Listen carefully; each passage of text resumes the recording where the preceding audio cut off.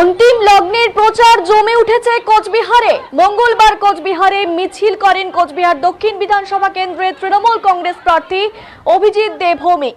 এদিন কর্মী সমর্থকদের সাথে নিয়ে মিছিল করেন কোচবিহারে। এদিন সাংবাদিকদের মুখোমুখি হয়ে তিনি জানান, কোচবিহারে 9টি আসনে জয়ী হয়ে তৃণমূল কংগ্রেস আগামী বিধানসভা নির্বাচনে কোচবিহারের 9টি আসনের মধ্যে সবকটি আসনই জিতে নেবে তৃণমূল কংগ্রেস বলে আশাবাদী অভিজিৎ দে ভৌমিক।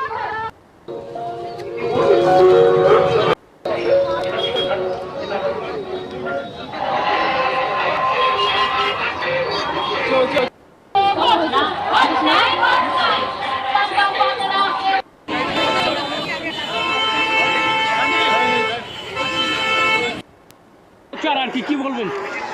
এই লোগো দেখা যাচ্ছে না। কুচবিহারে 9-0 হবে বিজেপি। হ্যাঁ, সবাই তো ধরলি তোরা তখন খাতা খুঁজতে পারবো না, আমি বলে দিচ্ছি।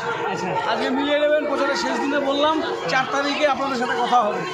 4 তারিখে কুচবিহার পলিটেকনিকের কাউন্টিং হলের বাইরে আপনারা থাকবেন, আমি আসবো, কথা হবে। 9 হবে কুচবিহারের তৃণমূল। বিজেপি যে আগ্রাসন এবং নির্বাচন কমিশনকে দিয়ে যে আগ্রাসন নিয়েছে বিজেপি ক্ষমতা আসবার জন্য, এতে বাংলার মানুষ ঘর থেকে বেরিয়ে সব একত্রিত হয়ে গেছে। আর বিজেপির এই উদ্ধত্ত মেনে নেওয়া যাচ্ছে। বলছি, নরেন্দ্র মোদী থেকে হেমা মালিনী আসছে, অমিত শাহ আসছে, এই যে এত হাই ভোল্টেজ প্রচার আছে, তারপর আরেকজন স্কিপ করে গেলেন, হেমন্ত বিশ্ব শর্মা। হ্যাঁ, আমি খুশি তারা প্রচারে এসছেন এখানে, আমি খুশি। রেজাল্টও দেখে নেবেন, রেজাল্টও দেখে নেবেন।